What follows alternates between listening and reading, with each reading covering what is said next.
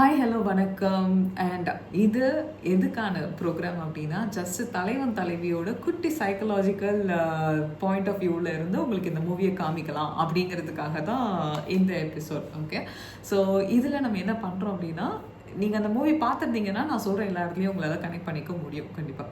Okay, இப்போ நீங்கள் அந்த பொண்ணு கல்யாணம் ஆனது பார்த்துருப்பீங்க. அந்த பொண்ணு கல்யாணம் ஆனதுக்கப்புறம் அந்த ஃபேமிலிக்குள்ளே வராங்க. அந்த ஃபேமிலிக்குள்ளே வரப்போ ஆல்ரெடி வந்து இந்த மாமியாருக்கு வந்துட்டு ஒரு மைண்ட் செட் இருக்குது. ஓகே, ப்ரிலிமினரி மைண்ட் செட் என்னென்னா, ஜோசியக்காரவங்க ஆல்ரெடி சொல்லிட்டாங்க இந்த பொண்ணு வந்தால் உன் ஃபேமிலியை பிரிச்சிரும் அப்படின்ட்டு. அந்த மைண்டுக்குள்ளே ஆல்ரெடி ஒரு இன்புட்டை போட்டுட்டாங்க. ஓகேயா, நெக்ஸ்ட் என்ன ஆகும் அப்படின்னா, அந்த பொண்ணு வீட்டுக்கு வந்ததுக்கப்புறம் லைக் நார்மலாக தான் இருப்பாங்க எல்லாருமே. ஆனால் திடீர்னு ஒரு ட்ரிகர் பாயிண்டில் ஸ்டார்ட் ஆகும். நல்லா கவனிச்சிங்கன்னா, அந்த பொண்ணை அந்த கல்லாப்பட்டியில் உட்கார சொல்லுவாங்க. கல்லாப்பட்டியில் உட்காருமா அப்படின்னு அவங்க மாமனார் சொல்லும்போது ரொம்ப ரொம்ப ப்ரிக்கிங்காக ஃபீல் பண்ணுவாங்க அந்த விமன். ஓகே, வீட்டில் ஆல்ரெடி இந்த வேலையெல்லாம் பார்த்துட்டு இருந்த ஒருத்தவங்க வந்து அவங்களோட பொறுப்புகளில் வந்து இன்னொருத்தவங்களுக்கு கொடுக்கும்போது, ஐயோ என்ன இந்த பவர் இவங்கக்கிட்ட போகுது அப்படிங்கிற த்ரெட்டனிங் பாயிண்டில் அவங்களோட கான்ஃப்ளிக்ட் ஸ்டார்ட் ஆகும். இது எதுவுமே வார்த்தையாக இல்லை, ஜஸ்ட்டு பார்ப்பாங்க, ஹர்ட்ஃபுல்லாக ஃபீல் பண்ணுறாங்க. ஓகேவா, அன்னைக்கு அந்த கல்லாப்பட்டியில் உட்காந்து அந்த கனெக்ஷன்லாம் முடிச்சதுக்கப்புறம் பார்த்தீங்கன்னா, அவங்க மாமனார் வந்து சொல்லுவார், இந்த மாதிரி 5000 எக்ஸ்ட்ரா வந்துச்சுமா, நீ ரொம்ப ராசியான பொண்ணு அப்படின்ட்டு. ஸோ இது சொன்னதுக்கப்புறம் தான் அவங்களுக்கு இன்னும் ட்ரிகர் ஆகும். அப்போ நாங்களாம் அவ்வளோ நாள் வேலை பார்க்கலையா? எல்லாருக்குமே இதை வந்து என்ன சொல்லுவாங்க அப்படின்னா, வேலிடேஷன் சீக்கிங்னு சொல்லுவாங்க. வேலிடேஷன் சீக்கிங்னா என்ன அர்த்தம்னா, சூப்பர் அப்படின்னு ஒருத்தவங்க கிட்டேருந்து பாராட்டு வாங்குறது தான். இப்போது ஒருத்தவங்க டெய்லி இந்த வேலையை செஞ்சுட்டு அவங்களுக்கு இந்த அப்ரிசியேஷனை நம்ம கொடுத்ததே கிடையாது. ஆனால் திடீர்னு ஒருத்தவங்க வந்து பண்ணும்போது அந்த இடத்துல அப்ரிசியேஷன் கொடுக்கும்போது நமக்கு கிடைக்காத அந்த அப்ரிசியேஷன் இன்னொருத்தவங்களுக்கு கிடைக்குது அப்படின்ற தாட்டு தான் இந்த இடத்துல எல்லா முழு படம் ஓடினதுக்கு காரணமே இந்த ஒரு குட்டி தாட்டு தாங்க.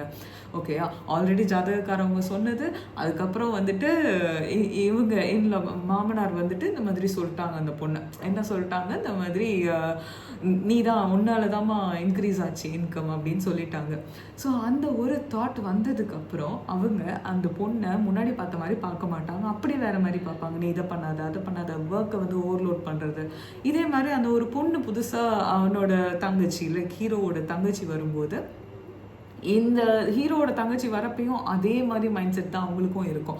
உள்ளே வந்தோன்னே என்னடா இது, நம்மளோட கடையோட நேம் போர்ட் காமிச்சிருப்பாங்க. ஆல்ரெடி இருந்த நேம் போர்ட் கீழே போயிடுச்சு, இப்போ புதுசாக வந்தது வந்து மேலே போட்டாங்க பேரரசின்னு ஒரு, அப்போ நம்மளை ரீப்ளேஸ் பண்ணிட்டாங்களோ அப்படின்னு அவங்க யோசிக்கிறாங்க. அப்போது ஒரு பொண்ணு கல்யாணம் ஆனதுக்கப்புறம் அந்த வீட்டில் இருந்து டிட்டாச் ஆகி அவங்களோட இன்லாஸ் வீட்டுக்கு போகணுங்கிறத நம்ம சொல்லிக் கொடுக்கவே இல்லை. மொதல் விஷயம். இன்னொன்று, அவங்களும் அந்த இடத்துல வந்துட்டு அதையே எக்ஸ்பெக்ட் பண்ணுறாங்க, நான் தான் டாமினன்ட் இருக்கணும் அப்படிங்கிற ஃபீல். ஓகேவா, ஸோ அந்த இடத்துல இந்த பொண்ணுக்கு நம்ம சொல்லி கொடுத்துருக்க வேண்டிய விஷயம் என்னன்னா, this is not your home, இந்த இடம் இல்லை, நீ போய் அங்கே தான் வந்து உன்னோட இதை காமிக்கணும் அப்படிங்கிறது எல்லாமே சொல்லலாம். பட் நம்ம சொல்லலை. அதனால் அவங்க என்ன பண்ணிட்டாங்க, உள்ளே வந்துட்டு அவங்க வந்து அந்த கல்லாப்பட்டியில் உட்காந்துட்டு அவங்கள வந்து அந்த இலையை எடுத்து போட சொல்கிறது.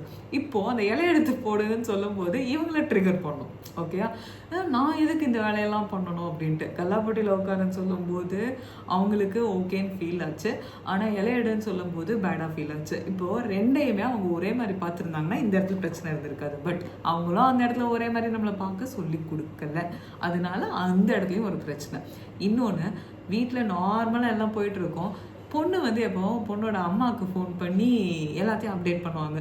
இது ரொம்ப ரொம்ப ரொம்ப தப்புங்க. ஏன்னாக்கா நீங்கள் அப்டேட் பண்ணும்போது எந்த அம்மாவுக்கும் வந்து தான் பொண்ணு கஷ்டப்படுறது அப்படிங்கிற மாதிரி தான் பார்க்க தெரியுமே தவிர அதை கற்றுக்குறாங்கிற பாயிண்டில் பார்க்க மாட்டாங்க. ஆனால் அதே அப்பா வந்து அதை பெருமையாக ஃபீல் பண்ணுவாங்க. ஓகே, இதெல்லாம் பண்ணுறா அப்படின்ட்டு. அம்மாவுக்கு வந்து அந்த இடத்துல ஒரு ஈகோ கிளாஷ் க்ரியேட் ஆகும். அவங்க வீடு பெருசா, ஏன் வீடு பெருசா அப்படின்ட்டு. ஸோ அந்த ஈகோ கிளாஷ் எல்லாம் க்ரியேட் ஆகி ஆகி என்ன ஆகும் அப்படின்னா, ரெண்டு ஃபேமிலிக்கும் அவ்வளோ சண்டை வந்துடும். இதில் முக்கியமான விஷயம் என்ன தெரியுமா, வண்டர்ஃபுல்லாக அந்த மூவியில் காமிச்சிருந்த விஷயம் அந்த குழந்தை தாங்க. அந்த குழந்தை என்ன கைண்ட் ஆஃப் மைண்ட் செட்டில் இருக்குது அப்படிங்கிறத அந்த படத்தில் ஒரு நிமிஷம் கூட யாருமே வந்து அதை கவனிச்சிருக்கவே மாட்டாங்க. எந்த கேரக்டரும் அந்த குழந்தைய பார்த்துருக்கவே மாட்டாங்க. இன்னும் நல்லா கேட்டிங்க அப்படின்னா, அந்த குழந்தைய பார்க்கவே இல்லைங்கிறது டேரக்டர் ரொம்ப அழகாக காமிச்சிருந்தாங்க. ஒரு பாதி மட்டும்தான் முடி எடுத்திருப்பாங்க. அந்த குழந்தை எப்படி இருந்தது அந்த படம் முழுக்க நமக்கே பார்க்க பாவம் அந்த குழந்தை என்னடா பண்ணுச்சு, ஏன் அவ்வளோ நேரம் அப்படி இருக்கு அப்படின்ற மாதிரி தோணுச்சுல்ல.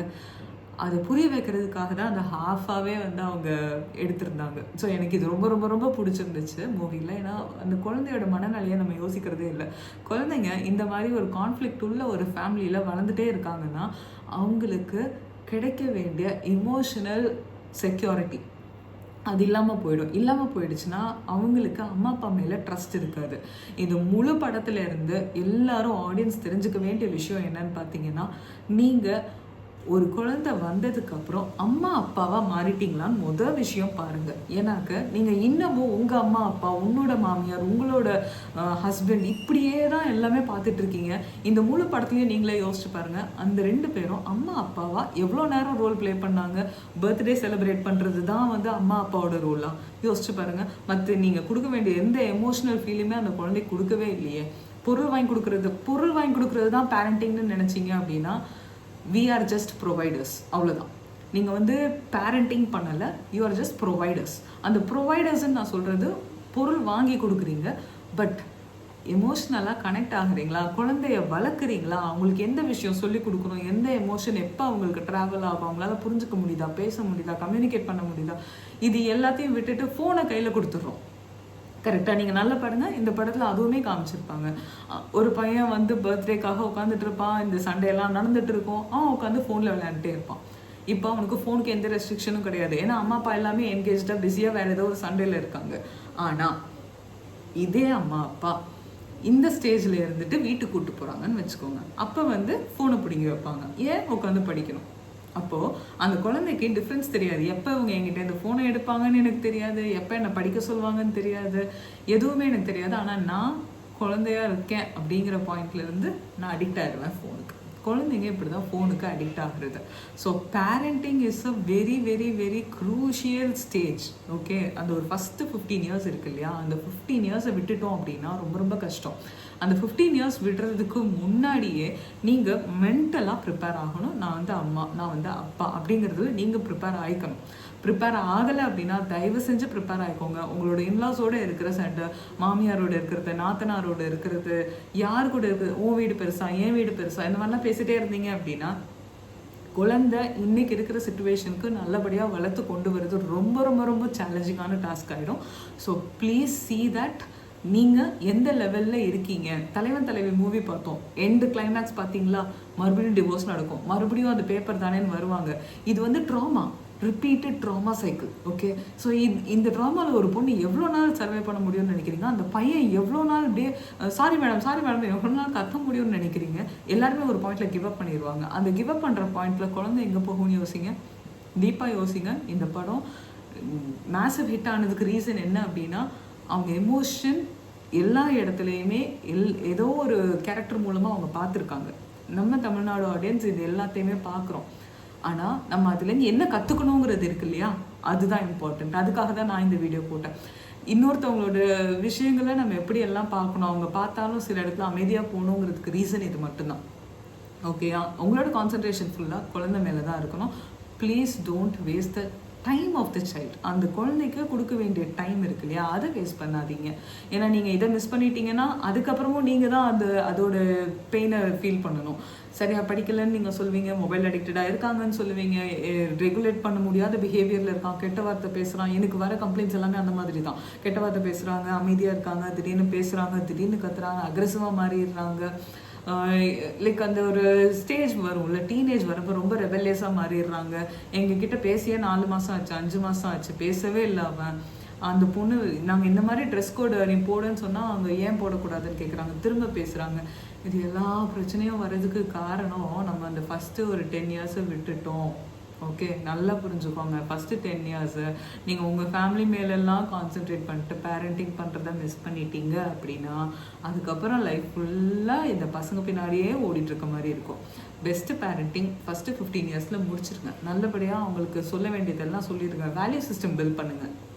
போய் சொல்லக்கூடாது, திருடக்கூடாது, என்னென்ன விஷயங்கள்லாம் இருக்குது, அக்ரெசிவாக பிஹேவ் பண்ணக்கூடாது, இன்னொருத்தவங்களை அடிக்கக்கூடாது, அவங்கள பாவம்னு பார்க்கணும். இது எல்லாமே நீங்கள் சொல்லி கொடுத்து தான் ஆகணும். You have no other choice. நீங்கள் சொல்லிக் கொடுக்கலன்னா இந்த சொசைட்டி இதெல்லாம் ஒன்றும் தப்பு இல்லைன்னு சொல்லி கொடுத்துரும். அது 15 வயசு வரும்போது இதெல்லாம் ஒன்றும் பெரிய விஷயம் இல்லை, நீ வந்து இந்த மாதிரி பேட் ஹேபிட்ஸ்க்குலாம் அடிக்ட் ஆகுறது ஒன்றும் பெரிய விஷயம் கிடையாது, லைஃப் அப்புறம் எப்போ என்ஜாய் பண்ணுறது, life is meant to be like happy அப்படிங்கிற மாதிரி அவங்கள இவால்வ் பண்ணி கூட்டு போகிறதுக்கு ஒரு பெரிய ஃப்ரெண்ட்ஸ் குரூப்பே இருக்கும். பியர் இன்ஃப்ளூயன்ஸ் எக்கச்சக்கம் வந்துடும்.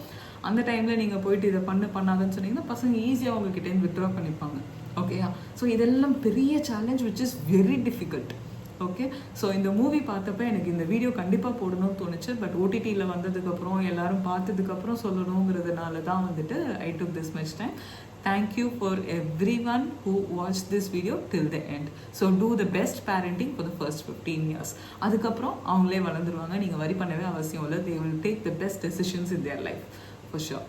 Okay, all the best. Thank you.